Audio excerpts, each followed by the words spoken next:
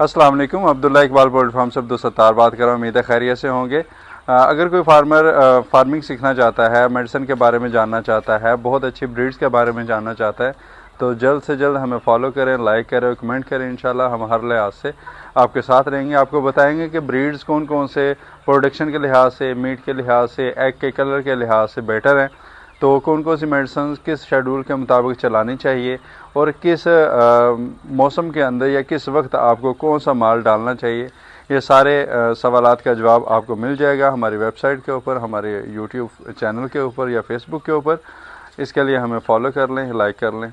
ख्याल रखिएगा। अल्लाह हाफ़िज़।